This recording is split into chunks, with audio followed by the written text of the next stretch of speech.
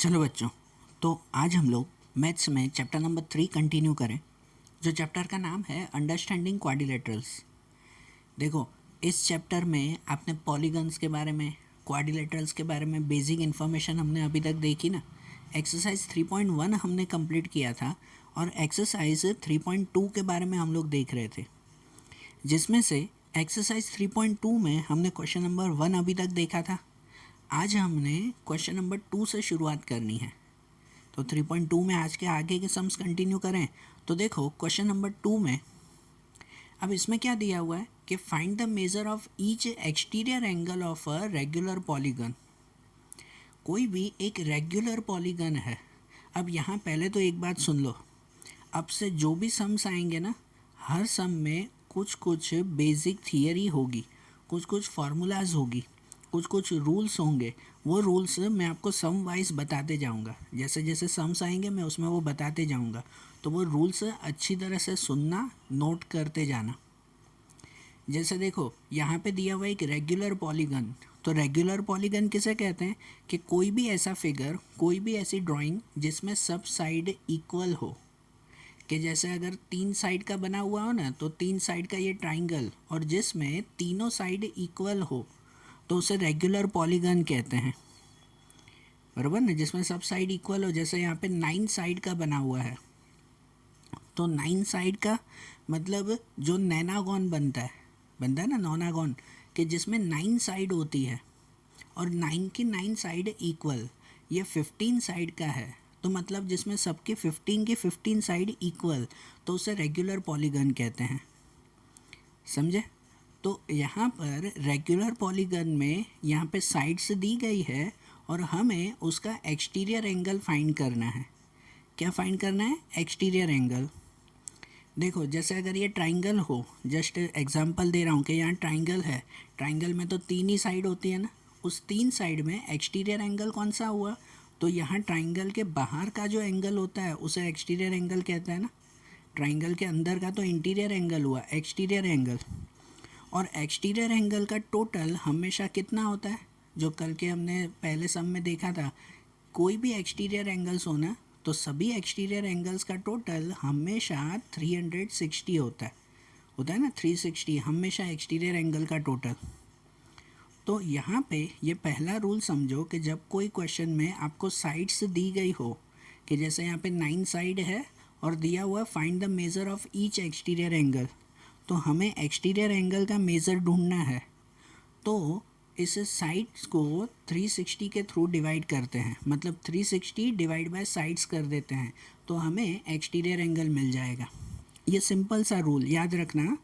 ये शॉर्ट सम में आपको पूछे जाएंगे कि जब साइड्स दिए हुए हो और एक्सटीरियर एंगल फाइंड करना हो तो क्या करते हैं? उसको 360 से डिवाइड करते हैं।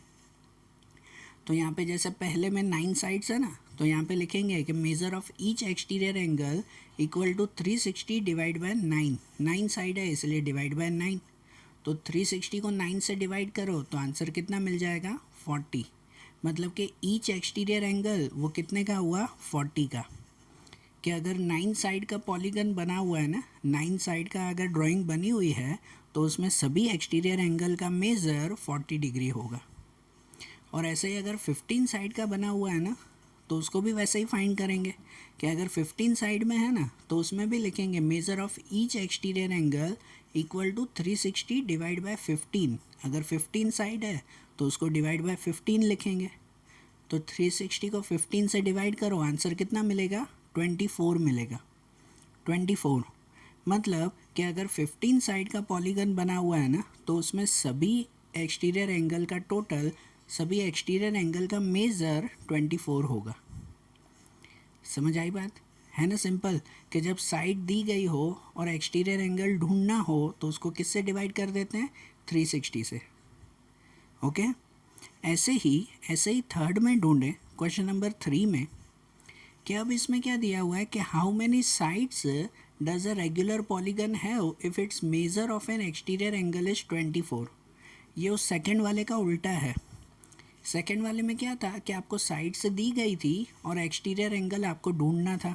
यहाँ आपको एक्सटीरियर एंगल दिया हुआ है कि अगर एक्सटीरियर एंगल 24 है तो उस पॉलीगन में कितनी साइड्स होगी भाई? 3 साइड का पॉलीगन होगा कि 4, 5, 8, 9, 10, कितने साइड का पॉलीगन बनेगा वो हमें फाइंड करना है। तो ये भी वैसे ही करेंगे कि जब एक्सटीरियर एंगल भी दिया हुआ हो और हमें साइड्स ढूंढनी हो ना, तो भी उसको 360 से ही डिवाइड करते हैं। 360 को इस एंगल के थ्रू डिवाइड करेंगे। मतलब यहाँ पर भी number of sides of a regular polygon, यहाँ पर पॉलीगन की अगर साइड से ढूंढनी है ना, तो 360 डिवाइड बाय 24, ये 24 डिग्री इस एंगल से डिवाइड करेंगे। तो 360 को 24 से डिवाइड करें तो कितने आएंगे? 15। मतलब कि उस पॉलीगन में 15 साइड्स होगी। कितनी साइड्स होगी? 15 साइड होगी। ठीक है, तो ये चीज़, ये रूल नोट कर लो कहीं पर भी कि जब भी रेगुलर पॉलीगन दिया हुआ हो और उस रेगुलर पॉलीगन में अगर साइड्स दी गई हो और एक्सटीरियर एंगल ढूंढना हो, या तो एक्सटीरियर एंगल दिया हुआ हो और साइड्स ढूंढनी हो, दोनों कंडीशन में उसको 360 से डिवाइड करते हैं। बराबर, समझ आई बात? अब ऐसे ही क्वेश्चन नंबर 4। तो क्वेश्चन 4 में ऐसा दिया हुआ है यहाँ पर कि how many sides does a regular polygon have if it's interior angle is 165। अब यहाँ पर भी हमें साइड्स ही ढूंढनी है। क्या फाइंड करना है? साइड्स। रेगुलर पॉलीगन की कितनी साइड्स है वो ढूंढना है। तो साइड्स ढूंढनी हो तो उसको 360 से डिवाइड करते हैं ना।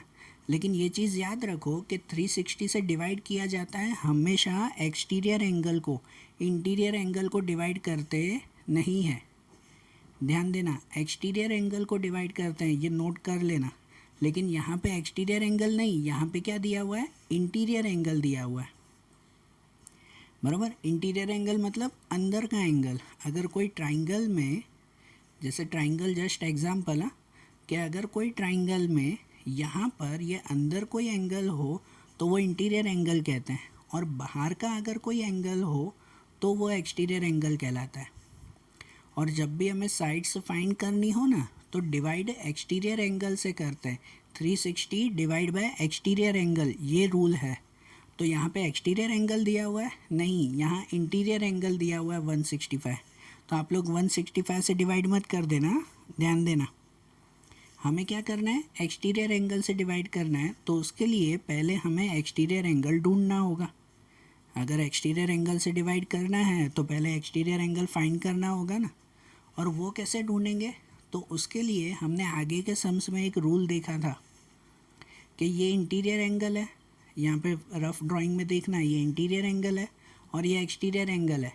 ये दोनों लीनियर पेयर बनाते हैं, दोनों का टोटल 180 होता है कि नहीं? 180। तो अगर 180 में से ये इंटीरियर एंगल माइनस कर दें ना, तो हमें एक्सटीरियर एंगल मिल जाएगा।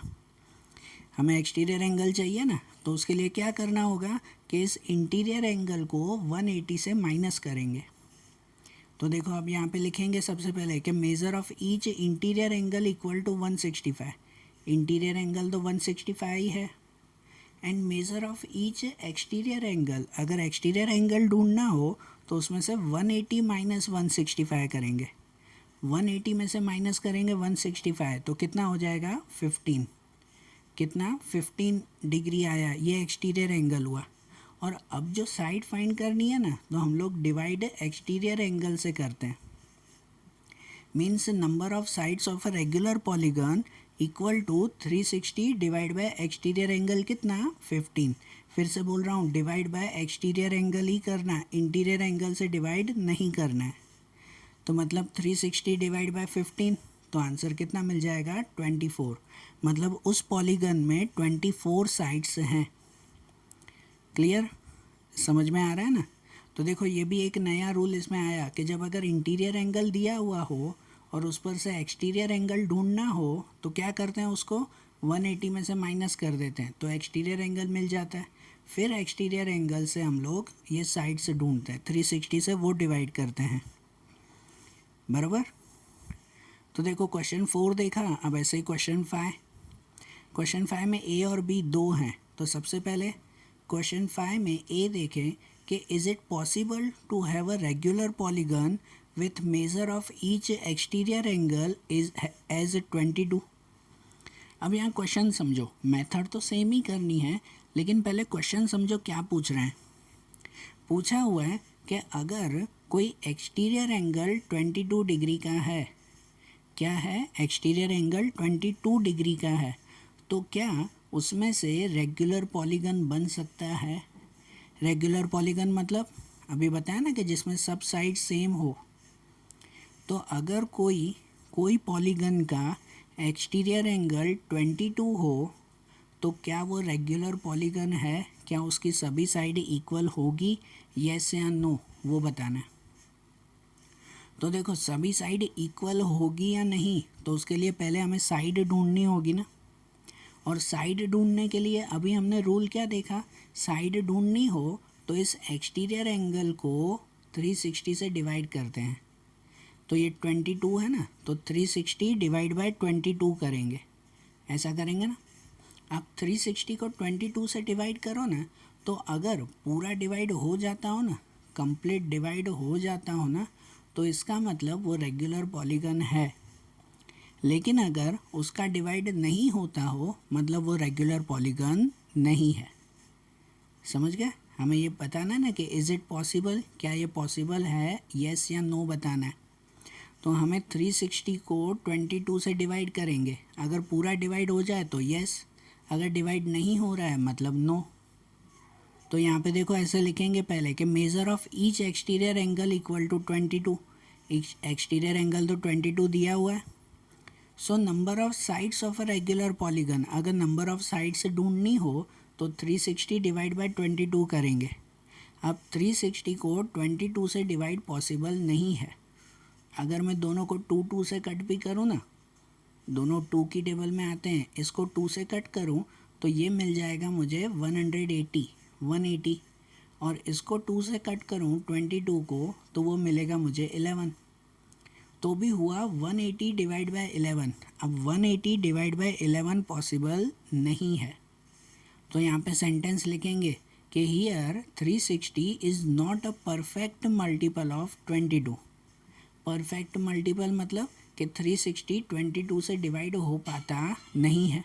आप लोग ऐसे भी लिख सकते हो 360 can not be divided by 22, hence such polygon is not possible.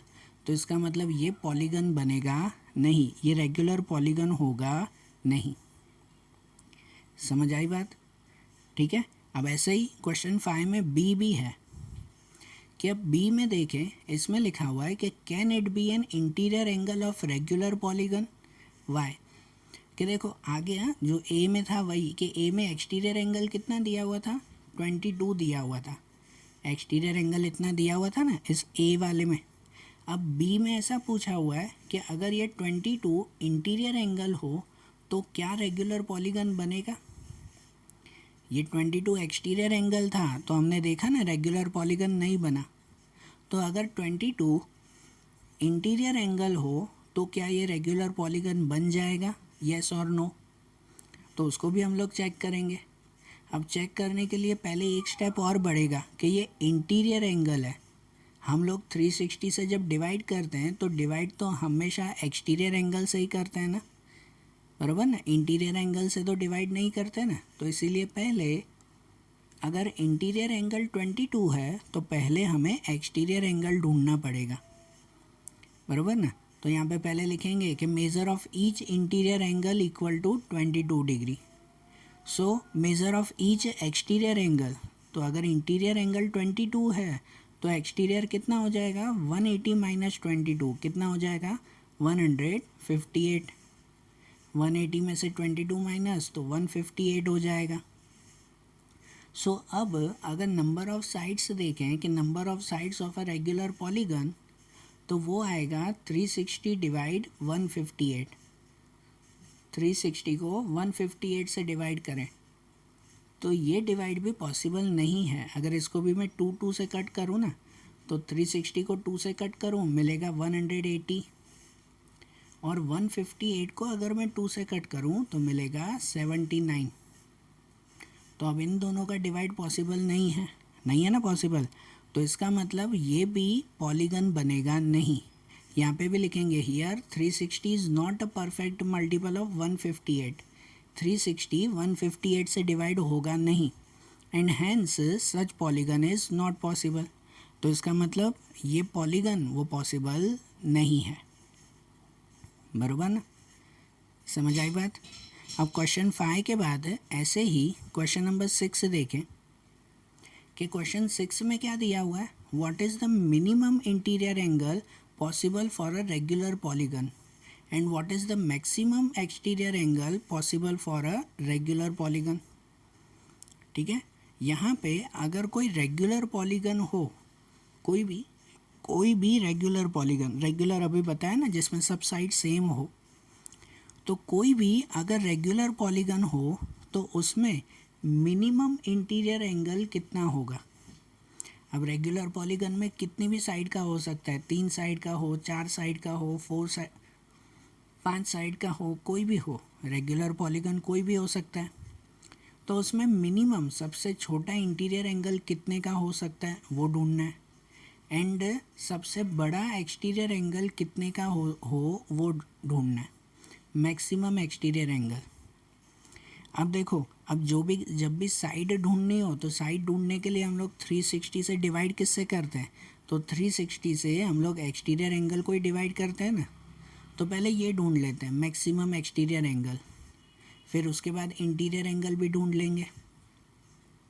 अब यहाँ पे दिया हुआ है रेगुलर पॉलीगन, तो रेगुलर पॉलीगन मतलब जो सेम साइड का हो, तो कितनी पॉलीगन में छोटे से छोटा अगर पॉलीगन बनाना हो तो वो भी कम से कम 3 साइड का तो बनना चाहिए ना। छोटे से छोटा पॉलीगन भी कितने साइड का होना चाहिए, 3 साइड का तो होना चाहिए कि नहीं। और 3 साइड का कौन सा पॉलीगन बनता है, ट्राइंगल बनता है। ठीक है ना, सबसे छोटा बेसिक पॉलीगन लेंगे हम लोग। 2 साइड से तो पॉलीगन बनता नहीं है। अगर आप लोग सिर्फ कहीं पर सिर्फ 2 साइड ही बनाओगे तो ये पॉलीगन थोड़ी हुआ, ये तो ओपन पॉलीगन हो गया ना, ये पॉसिबल नहीं है। तो कम से कम 3 साइड तो चाहिए ना, कि ये 3 साइड का पॉलीगन बनता हो, बराबर कि नहीं। और 3 साइड का वो क्या कहलाता है, इक्विलेटरल ट्राइंगल कहलाता है। यहाँ सबसे पहले लिखेंगे हम लोग कि consider a regular polygon having the lowest possible number of sides is an equilateral triangle, है ना, एंड नहीं, इज एन इक्विलेटरल ट्राइंगल, कि जिसमें lowest possible number of side, सबसे कम से कम अगर साइड्स भी लेनी हो तो भी कम से कम कितनी साइड होनी चाहिए, 3 साइड होनी चाहिए। तो उससे क्या बनता है, ये इक्विलेटरल ट्राइंगल बनता है। तो उसमें अगर इक्विलेटरल ट्राइंगल में हमें एक्सटीरियर एंगल ढूंढना हो ना, कि एक्सटीरियर एंगल कितना होगा, तो एक्सटीरियर एंगल ढूंढने के लिए क्या करते हैं, 360 से डिवाइड करते हैं ना। तो exterior angle of an equilateral triangle, अगर एक्सटीरियर एंगल ढूंढना है तो 360 डिवाइड बाय 3 करेंगे। ट्राइंगल में 3 साइड होती है ना, एंगल ढूंढना है, साइड दी गई है, 3 साइड होती है, तो इसलिए उसको क्या करेंगे, डिवाइड बाय 3। तो 360 डिवाइड बाय 3 करें तो आंसर कितना मिलेगा, 120। मतलब कि रेगुलर पॉलीगन में अगर मैक्सिमम एक्सटीरियर एंगल हो ना, बड़े से बड़ा एक्सटीरियर एंगल भी हो ना, तो वो 120 का होगा, उससे बड़ा एक्सटीरियर एंगल बन पाएगा नहीं। ठीक है, और उसी तरह से अगर इंटीरियर एंगल ढूंढना हो तो आगे एक रूल बताया था कि जब एक्सटीरियर एंगल मिल जाए और उस पर से इंटीरियर एंगल फाइंड करना हो तो क्या करते हैं, उसको 180 में से माइनस कर देते हैं। क्या करते हैं, 180 में से माइनस ना, मीन्स कि मिनिमम इंटीरियर एंगल अगर ढूंढना हो तो 180 माइनस 20 करेंगे, कितना हो जाएगा, 60 हो जाएगा। मतलब कि अगर रेगुलर पॉलीगन में मिनिमम इंटीरियर एंगल ढूंढना हो ना, सबसे छोटे से छोटा इंटीरियर एंगल, तो वो 60 का हुआ, 60 से छोटा इंटीरियर एंगल बनेगा नहीं। बराबर, आई बात समझ में। तो इंटीरियर और एक्सटीरियर एंगल के बारे में क्लियर हुआ ना। ठीक है, देखो यहाँ हमारी एक्सरसाइज 3.2 कंप्लीट हुई। अब हमें एक्सरसाइज 3.3 की तरफ चलना है, लेकिन अब उससे पहले हमें एक थियरी का पॉइंट समझना है। एक्सरसाइज 3.3 शुरू करेंगे, लेकिन पहले बेसिक एक थियरी समझनी है। जो थियरी हमारी आती है types of quadrilaterals. Types of quadrilaterals, कि क्वाड्रिलेटरल्स जो हुए ना, मतलब 4 साइड के बने हुए, तो तो अब उसके भी अलग अलग टाइप्स आते हैं और ये आपके चैप्टर की इम्पोर्टेंट थियरी है, ध्यान से समझना। इसमें जो जो टाइप्स आते हैं उनमें से जो पहले मेन टाइप्स आपको दिए हुए हैं पहले उनके बारे में समझें।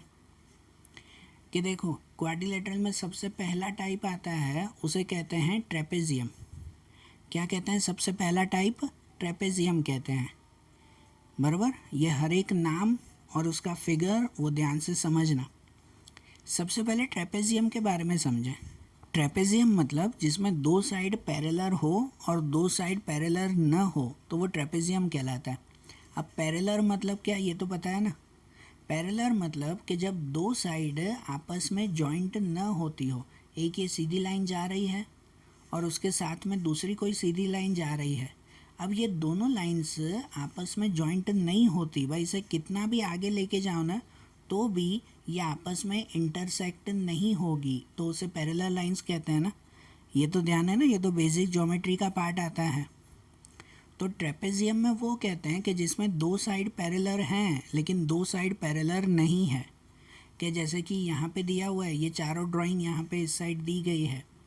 ये पहली ड्राइंग में देखो कि इसमें जो एरो बने हुए हैं वो दोनों साइड पैरेलल हैं, लेकिन जो बाकी की दो साइड है ना, जैसे कि ये इस साइड है, तो ये साइड और उसके सामने की ये साइड, सामने की साइड को कहते हैं अपोजिट साइड, कि उसके अपोजिट ये साइड, ये दोनों पैरेलल नहीं है। क्यों पैरेलल नहीं है? क्योंकि इन साइड को अगर मैं आगे लेके जाऊँ ना, ये दोनों साइड्स को, तो ये दोनों साइड अगर मैं आगे लेके जाऊँ तो आगे कहीं ना कहीं ये साइड से जॉइंट हो जाएगी ना, मतलब वो पैरेलल नहीं कहलाई। जबकि ये दोनों जो साइड हैं जिनमें ये एरो बना हुआ है, उस साइड्स को मैं कितना भी आगे लेके जाऊँ ना तो भी वो एक दूसरे से जॉइंट होगी नहीं, वो पैरेलल कहलाई। तो ट्रेपेजियम की यही डेफिनेशन याद रखना कि जिसमें दो साइड पैरेलल हैं और दो साइड पैरेलल नहीं है।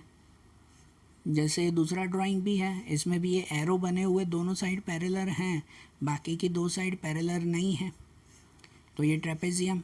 इसमें भी ये देखो कि इसमें भी ये दो साइड पैरेलल हैं और बाकी की दो साइड पैरेलल नहीं है, बराबर ना। इसमें भी कि ये दो साइड जिसमें एरो बना हुआ है वो पैरेलल कहलाता है, बाकी की दो साइड पैरेलल नहीं हुई, बराबर, तो वो ट्रेपेजियम। और इस साइड जो दिया हुआ है ना, तो ये इस साइड ये ट्रेपेजियम नहीं है, दे आर नॉट ट्रेपेजियम्स, ऐसे दिए हुए हैं कि जैसे अगर ये चार साइड का बना हुआ है लेकिन ये ट्रेपेजियम नहीं है क्योंकि इसमें है कोई दो साइड पैरेलल है, सामने सामने की कोई भी दो साइड पैरेलल नहीं है। कि अगर ये दोनों साइड भी देखें ना तो ये दोनों अपोजिट साइड भी पैरेलल नहीं है, कहीं ना कहीं तो जॉइंट हो जाएगी। और ये दोनों साइड भी अगर देखे जाए ना तो ये दोनों साइड भी पैरेलल नहीं है, वो भी कहीं ना कहीं जॉइंट होगी, मतलब ये ट्रेपेजियम नहीं कहलाया, बराबर। ये भी ट्रेपेजियम नहीं है क्योंकि ये चार साइड का नहीं, ये पांच साइड का बना हुआ है, कि यहाँ पे तो ये पांच साइड है ना, तो ये भी ट्रेपेजियम नहीं कहलाया। और यहाँ पे ये भी ट्रेपेजियम नहीं है क्योंकि इसमें भी कोई भी साइड पैरेलल नहीं बन रही, ठीक है। तो ट्रेपेजियम मतलब क्या है, ये पहली बात समझ में आ गई ना, जिसकी दो साइड पैरेलल हो और दो साइड पैरेलल नहीं हो, ठीक है। सामने सामने की दो साइड पैरेलल होनी चाहिए तो वो ट्रेपेजियम कहलाया। ट्रेपेजियम के बाद क्वाड्रिलेटरल का दूसरा टाइप आता है, उसे कहते हैं काइट। ट्रेपेजियम के बाद क्या आता है दूसरा? काइट आता है। तो काइट किसे कहते हैं? काइट मतलब है तो वो काइट शेप का ही, बराबर, लेकिन जिसके अंदर जिनमें जो है वो एडजेसेंट साइड, एडजेसेंट मतलब पास पास की दो साइड इक्वल होनी चाहिए, पैरेलल नहीं, क्या होना चाहिए? इक्वल होनी चाहिए, तो उसे काइट कहते हैं। काइट में चार साइड का बना हुआ लेकिन पास पास मतलब एडजेसेंट साइड इक्वल होनी चाहिए तो उसे काइट कहते हैं, ठीक है। जैसे कि यहाँ देखो ये ड्राइंग में कि ये चार साइड का बना हुआ है, आपको दिख भी रहा है काइट शेप का, कि इसमें पास की दो साइड, जैसे कि ये ए बी और ए डी ये दोनों पास में है ना, बराबर ना, तो ये ए बी और ए डी ये दोनों साइड इक्वल होनी चाहिए, ये दोनों इक्वल, और नीचे ये दोनों साइड के जैसे बी सी और ये सी डी, कि ये दोनों साइड भी इक्वल होनी चाहिए, तो वो काइट कहलाया। जैसे कि ये ड्राइंग में भी है कि यहाँ पे ये दोनों साइड जिस पे सिंगल लाइन बनी हुई है ना, कि ये दोनों साइड इक्वल हैं, ये पास पास में दोनों इक्वल हुए, और इस साइड ये दोनों इक्वल हुए, बराबर, इस साइड ये दोनों इक्वल हुई, तो ये काइट कहलाया। ये भी काइट कहलाया क्योंकि इसमें भी ये पास पास में दोनों साइड इक्वल है और इस साइड ये दोनों इक्वल हैं, बराबर। तो काइट में जहाँ पे पास पास में दो साइड इक्वल हो, भाई ऐसे ये दो साइड इक्वल और दूसरे साइड ये दोनों इक्वल हो, ये पास पास में दोनों इक्वल, भाई यहाँ पे दो लाइंस बना दे कि ये दोनों भी इक्वल हैं, ठीक है, तो ये काइट कहलाया। अब यहाँ पे जो ड्राइंग दी गई है इस साइड पे, ये काइट्स नहीं है, कि जैसे देखो ये काइट नहीं है क्योंकि इसमें चार नहीं, इसमें 5 साइड बनी हुई है, ये नीचे भी तो एक साइड बनी हुई है ना, तो ये 5 साइड का है, तो मतलब ये काइट नहीं कहलाया। काइट तो क्वाड्रिलेटरल 4 साइड का होना चाहिए ना।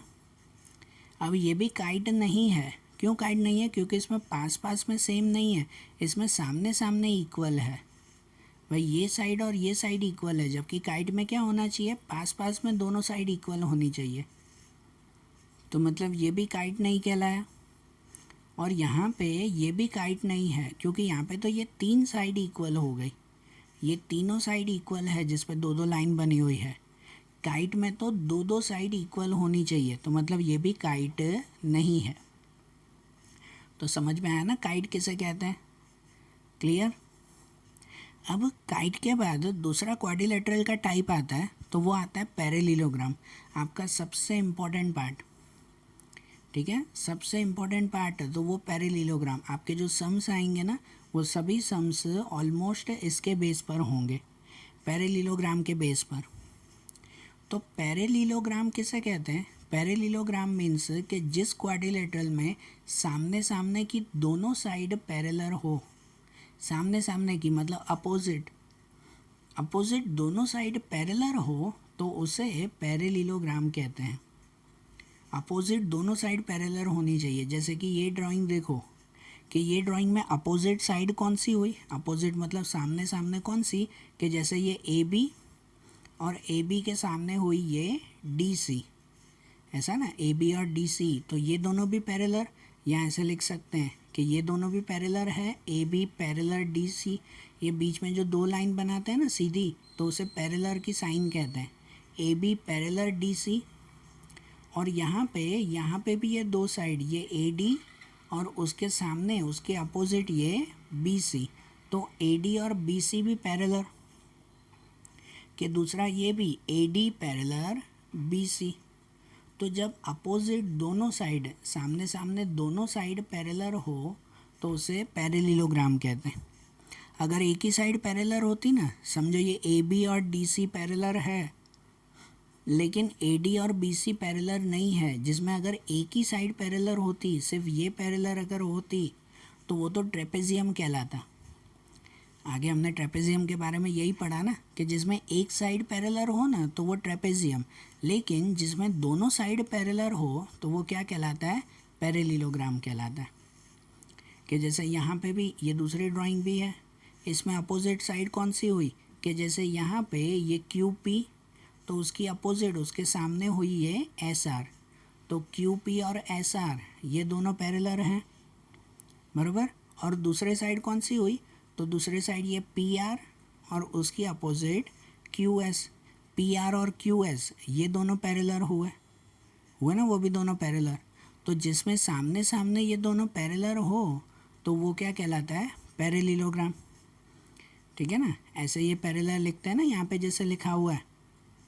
और वैसे ही ये ड्राइंग में भी, कि इसमें भी सामने सामने अगर आप देखो तो जैसे ये एल एम और उसके सामने है ये ओ एन, तो एल एम और ओ एन ये दोनों पैरेलल हुए। दूसरी तरफ ये एल ओ और उसके सामने है ये एम एन, तो एल ओ और एम एन ये दोनों पैरेलल हुए। तो जिसमें सामने सामने दोनों पैरेलल हो तो वो पैरेललोग्राम कहलाता है। ओके, यहाँ पे देखो ये जो ड्राइंग्स दी गई है ये पैरेललोग्राम नहीं है। जैसे कि ये पहली ड्राइंग है, ये पैरेललोग्राम नहीं हुई क्योंकि इसमें ये दोनों पैरेलल हैं, ए बी और सी डी ये दोनों पैरेलल हैं, लेकिन ये दोनों पैरेलल नहीं है, ये ए सी और बी डी पैरेलल नहीं हुए, तो इसका मतलब ये तो ट्रेपेजियम हो गया, ये ट्रेपेजियम हुआ, ये पैरेललोग्राम हुआ नहीं। दूसरी बात ये, तो इसमें तो कोई भी साइड पैरेलल नहीं है, दोनों में से कोई भी सामने सामने पैरेलल नहीं है, मतलब ये भी पैरेललोग्राम नहीं है। और ये तो इसमें ये जो है वो कितनी साइड के बन गए कि ये तो 6 साइड का हो गया, ये तो हेक्सागोन है, क्वाड्रिलेटरल नहीं है ना, हेक्सागोन है ये तो इसका मतलब ये भी पैरेललोग्राम कहलाया नहीं। पैरेललोग्राम में तो 4 साइड होनी चाहिए ना, 6 साइड नहीं। तो पैरेललोग्राम किसे कहते हैं वो क्लियर हो गया ना। तो अब यहाँ पे पैरेललोग्राम के कुछ और भी कुछ बातें सुनो, मैं यहाँ पे आपको कुछ पॉइंट्स सुना रहा हूँ, तो वो यहाँ ध्यान से समझना कि जैसे पैरेललोग्राम बनता है ना, ऐसे शेप में बनता है कि दिखता रेक्टेंगल जैसा है लेकिन थोड़ा क्रॉस में होता है, क्योंकि पैरेललोग्राम में उसकी साइड तो या अपोजिट साइड तो पैरेलल होती है, लेकिन उनके सब एंगल वो इक्वल नहीं कहलाते। कि जैसे देखो यहाँ पे कुछ पॉइंट्स सुनना कि अगर ये पैरेललोग्राम है जिसका मैं नाम दे दूँ ए बी सी डी, बराबर, ए बी सी डी ये पैरेललोग्राम, उसमें पहले अगर साइड्स के बारे में जाने ना, पहले साइड्स के बारे में सुनना ध्यान से, तो एक आती है अपोजिट साइड। अपोजिट साइड मतलब क्या कि सामने सामने की साइड, याद रखना ये अपोजिट मतलब सामने सामने। जैसे अगर आपको पूछे ये ए बी है तो इस ए बी का अपोजिट साइड कौन सा हुआ, तो उसके सामने वाली साइड हो गई ये डी सी, उसका अपोजिट साइड ये हुआ ना डी सी, ठीक है। दूसरा कि अगर आपको पूछे ए डी का अपोजिट साइड कौन सा है, तो ए डी का अपोजिट साइड कौन सा हुआ, बी सी हुआ, उसका अपोजिट साइड ये बी सी। तो एक होता है अपोजिट साइड, दूसरा आता है एडजासेंट साइड। कौन सा आता है, एडजासेंट। एडजासेंट का मतलब होता है पास पास की साइड, पास में आई हुई। कि जैसे अगर आपको पूछे कि ए बी का एडजासेंट साइड कौन सा है, ए बी के पास में कौन सा है, तो ए बी के पास में 2 साइड होगी। ए बी का एडजासेंट साइड ये ए डी बी है, ए डी बी तो इसके पास में ही है ना ए बी के, और ए बी का एडजासेंट साइड ये बी सी बी है, ये भी उसके पास में हुआ, समझे ना। एडजासेंट साइड मतलब पास में आई हुई साइड, जो हमेशा 2-2 मिलेगी। अपोजिट में तो सामने आई हुई एक ही मिलेगी, लेकिन एडजासेंट में 2-2। अगर आपको कोई पूछे कि ए डी का एडजासेंट साइड कौन सा है, ए डी, तो ए डी के पास में उसका एडजासेंट ये ए बी भी हुआ, और ए बी का एडजासेंट ये डी सी भी हुआ ना, एडजासेंट में 2-2 मिलेंगे ना। आपको कोई पूछे बी सी का एडजासेंट बताओ, तो बी सी का एडजासेंट साइड ये ए बी भी हुआ, और बी सी का एडजासेंट साइड ये डी सी भी हुआ ना। बी सी के सामने ये दोनों आए ना, ए बी और डी सी, ये दोनों, समझ आई। एडजासेंट साइड और अपोजिट साइड किसे कहते हैं। अब इसमें एडजासेंट साइड के बारे में अगर कहो ना, तो एडजासेंट साइड इक्वल नहीं होती, लेकिन अपोजिट साइड, ये रूल ध्यान रखना, पैरेललोग्राम में अपोजिट साइड हमेशा इक्वल होती है। मतलब ये जो ए बी है ना, ए बी वो और डी सी वो दोनों इक्वल होंगे, जितना ए बी होगा उतना ही डी सी भी होगा। अगर ये 5 सेंटीमीटर का तो ये भी 5 सेंटीमीटर का। उसी तरह से ए डी और बी सी ये दोनों इक्वल होंगे, ए डी और बी सी के ए डी जितना हुआ उतना ही बी सी भी होगा, बराबर। अब ये जैसे साइड्स हुई ना, वैसे ही एंगल्स भी माने जाते हैं। कि अगर ऐसे ही मैं फिर से बनाऊं कि ये हमारा पैरेललोग्राम है, बराबर, यहाँ ड्राइंग थोड़ी आगे पीछे हो तो ध्यान देना कि सपोज़ ये पैरेललोग्राम बना रहा हूँ मैं, ए बी सी डी। अब ये तो साइड से देखे हमने, दूसरे एंगल्स, तो एंगल ये अंदर के एंगल आते हैं ना, जैसे ये एंगल ए। अब ये एंगल ए, इसको पूरा नाम बोलना हो तो मैं कैसे लिखूँ, इसको शॉर्ट में तो ऐसे लिखते हैं ना, एंगल ए, आगे एंगल की ये साइन लगाते हैं और ए। लेकिन इस ए एंगल का पूरा नाम लिखना हो तो पूरा नाम लिखा जाता है एंगल डी ए बी। याद है आपको, पहले के स्टैंडर्ड्स में ऐसे नाम लिखते थे ना कि ये लिखा जाए एंगल डी ए बी, तो डी ए बी मतलब कि ये ए एंगल कहलाया। इसको पूरा नाम ऐसे लिख सकते हैं ना कि एंगल डी ए बी। तो जिसमें जो बीच में आ रहा है ना, बीच में एंगल ए आ रहा है, मतलब ये हुआ। इसको डी ए बी की जगह आप लोग ऐसे भी लिख सकते हो, एंगल बी ए डी। क्या लिख सकते हैं? एंगल बी ए डी, बराबर। अब जैसे अगर ये एंगल है तो इसको शॉर्ट में तो लिख सकते हो एंगल सी, शॉर्ट में लिख सकते हो एंगल सी। लेकिन अगर इसको पूरा नाम लिखना हो तो एंगल सी का पूरा नाम आप लोग लिखना हो तो ऐसे लिख सकते हो एंगल डी सी बी। ऐसे लिखेंगे ना, एंगल डी सी बी। या तो ऐसे भी लिख सकते हो एंगल बी सी डी, तो भी यही एंगल हुआ।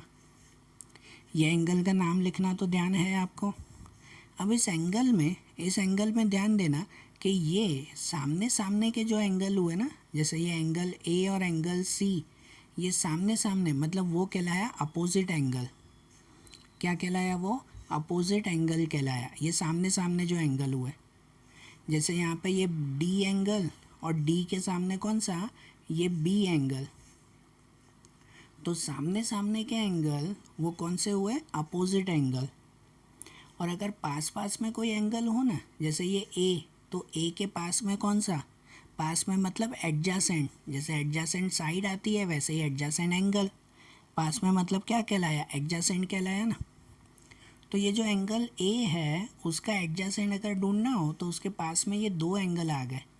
ए का एडजासेंट डी बी कहलाया और ए का एडजासेंट बी बी कहलाया। ये दोनों ही एडजासेंट एंगल हुए ना उसके। कोई भी लिख सकते हैं ना उसमें।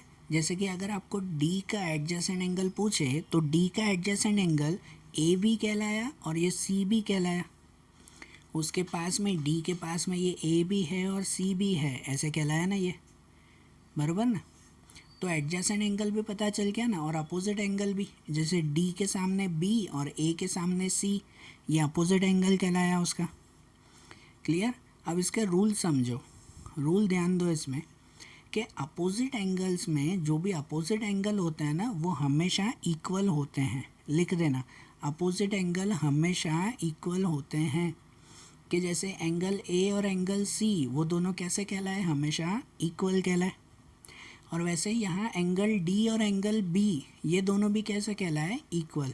जैसे अपोजिट साइड इक्वल तो वैसे ही अपोजिट एंगल भी इक्वल हो गए, बराबर। तो अपोजिट एंगल अगर इक्वल हो गए ना, और एडजेसेंट एंगल की अगर बात की जाए, ये रूल ध्यान देना बहुत, कि जो भी एडजेसेंट एंगल होते हैं, पास पास में जो एंगल होते हैं वो एंगल सप्लीमेंट्री होते हैं। एडजेसेंट एंगल कैसे होते हैं? सप्लीमेंट्री। सप्लीमेंट्री मतलब कि उनका टोटल हमेशा 180 होता है। पास पास के जो भी एंगल हुए ना उनका टोटल हमेशा 180 होता है, और जो सामने सामने के एंगल हुए वो एंगल इक्वल होते हैं। ये पैरेललोग्राम का खास रूल याद रखना। पास पास में एंगल जैसे कि ए और डी कहा जाए तो ए और डी वो दोनों इक्वल कहलाते हैं, सॉरी वो दोनों का टोटल 180 होगा। ए और डी वो एडजेसेंट एंगल हुए ना, तो ए प्लस डी वो 180 हुआ। लेकिन ए और सी अगर कहा जाए ना, सामने सामने कहा जाए ना, तो सामने सामने दोनों इक्वल होते हैं। ए इक्वल टू सी होता है। समझ आ गई बात? ओके। और वैसे ही इसमें दूसरा आखिरी रूल कि ऐसे ही जो पैरेललोग्राम बना हुआ हो कि वही अगर मैं नाम दे दूं ए बी सी डी, समझना है तीनों रूल, कि ए बी सी डी में नाम दूं तो इसमें अंदर डायगोनल भी तो बना सकते हैं ना। डायगोनल्स मतलब कि ये अंदर की लाइंस ए और सी को कनेक्ट करो तो ये डायगोनल, और ये बी और डी को कनेक्ट करो तो ये भी डायगोनल्स हुआ ना। कि ये डायगोनल आपस में जहाँ इंटरसेक्ट करते हैं ना, तो ये डायगोनल्स एक दूसरे को बाइसेक्ट करते हैं। क्या करते हैं? बाइसेक्ट। कि अगर समझो यहाँ डायगोनल में बीच में ओ नाम दे दूँ ना मैं, ये जहाँ जॉइंट हो रहा है उसको मैंने नाम दे दिया ओ, तो इसमें ये ए से ओ तक का डिस्टेंस और ओ से सी तक का डिस्टेंस वो दोनों इक्वल हो जाते हैं। समझ रहे हो? ये ए ओ और ओ सी वो दोनों कैसे हो जाएंगे? इक्वल, हाफ हाफ हो जाएंगे ना। उसी तरह से यहाँ पर भी ये बी ओ और ये डी ओ ये हाफ हाफ इक्वल हो जाएंगे। समझ आ रहा है? ये डायगोनल्स की ये प्रॉपर्टी, डायगोनल्स की प्रॉपर्टी ध्यान देना कि ये बी ओ और डी ओ वो दोनों इक्वल, और इस तरफ ए ओ और सी ओ ये दोनों इक्वल। समझ आई बात? क्लियर? तो ये साइड्स, ये एंगल्स और ये डायगोनल्स, तीनों के ये रूल्स ध्यान रखना, और इन्हीं रूल्स के हिसाब से फिर हमें आगे की एक्सरसाइज करनी है। जैसे अब इसके आगे की एक्सरसाइज आपकी एक्सरसाइज 3.3 है। अब 3.3 में मैं से पहला क्वेश्चन बता रहा हूँ कि ये रूल के कुछ समझ में आ जाए वैसा, ठीक है ना, बेसिक रूल्स के ये सिर्फ, फिर आगे के जो लॉन्ग क्वेश्चंस हैं वो आगे देखेंगे। अब जैसे पहले सिर्फ क्वेश्चन 1 देखें तो उसमें दिया हुआ है गिवन अ पैरेललोग्राम ABCD, आपको एक ड्राइंग बनी हुई है पैरेललोग्राम की। Complete each statement along with the definition और प्रॉपर्टी यूज्ड। हमें हर स्टेटमेंट पूरा करना है, मतलब जैसे फिल इन द ब्लैंक्स करनी है, और साथ में उसमें कौन सी प्रॉपर्टी मतलब कौन सा रूल यूज़ हुआ वो भी बताना है। जैसे देखो कि सबसे पहला इसमें दिया हुआ है, ये ड्राइंग है और उसमें लिखा हुआ है AD इक्वल टू डैश। अब ये AD मतलब ये साइड कहलाई ना, ड्राइंग में देख रहे हो ना AD साइड, तो इसकी इक्वल साइड कौन सी होती है? तो अभी हमने रूल देखा था कि ये AD में अपोजिट साइड, उसकी अपोजिट साइड ये इक्वल होगी। रूल पढ़ा था ना कि AD की अपोजिट साइड इक्वल होती है, अपोजिट साइड इक्वल। यहाँ रूल में लिखेंगे ना, parallelogram opposite sides are equal in length. Opposite sides अगर इक्वल होती है मीन्स कि AD इक्वल टू BC। यहाँ ब्लैंक में क्या लिखा जाएगा? तो BC लिखा जाएगा ना, AD का इक्वल BC कहलाया, है कि नहीं? Opposite side equal. समझ आई बात? ऐसे ही इसी ड्राइंग में दूसरा नंबर है, उसमें पूछा हुआ है DCB इक्वल टू डैश। तो देखो DCB वो कौन सा एंगल हुआ? तो यहाँ एंगल में देखते हैं, ये DCB अगर ड्राइंग इसमें बनाए ना तो ये DCB ये वाला एंगल हुआ, जो बीच में नाम आता है ना वो एंगल कहलाता है, ये C एंगल हुआ ना। और इसका इक्वल टू डैश, तो इक्वल टू में मैंने साइन बताई थी, ये रूल बताया था कि अगर ये एंगल C है तो उसका अपोजिट ये एंगल A इक्वल कहलाया, बराबर। C का अपोजिट कौन सा? A एंगल इक्वल हुआ। यहाँ पे रूल में लिखेंगे ना, in parallelogram opposite angles are equal in measure. Opposite angles equal होते हैं, तो ये C का इक्वल A, तो उसको नाम लिख सकते हैं ना कि DCB इक्वल टू DAB। ये A एंगल, तो खाली A एंगल नहीं, उसमें भी पूरा नाम लिखेंगे। क्या नाम लिखेंगे? DAB। ये A बीच में आना चाहिए। आप भले ऐसे भी लिख सकते हो BAD, वो भी तो लिख सकते हैं ना। समझ आई बात? बराबर। ऐसे ही नंबर 3, तो नंबर 3 में है OC equal to dash. OC, तो यहाँ पे देखो ड्राइंग में OC कौन सी साइड हुई? ये साइड हुई, ये हुआ ना OC। तो ये डायगोनल का हुआ OC। तो अभी मैंने बताया था कि डायगोनल है ना, बाइसेक्ट करते हैं। बाइसेक्ट मतलब आधे आधे हो जाते हैं। तो यहाँ पे ये OC, तो उसका इक्वल सामने रहेगा OA, उसके सामने ये आधा इक्वल हुआ ना, कि जैसे OC तो उसका OA। यहाँ रूल में लिखेंगे कि in a parallelogram diagonal bisect each other. Diagonal एक दूसरे को बाइसेक्ट करते हैं, मतलब कि OC इक्वल टू OA। यहाँ ब्लैंक में क्या लिखा जाएगा? OA लिखा जाएगा। ओके। अब ऐसे ही नंबर 4, तो इसमें दिया हुआ है एंगल, मेजर एंगल, ये M लिखा होता है मतलब measure angle DAB plus measure angle CDA equal to dash. देखो ये कौन सा एंगल है? DAB, मतलब कौन सा हुआ? ये हुआ DAB, मतलब ये A बीच में है, ये A वाला एंगल।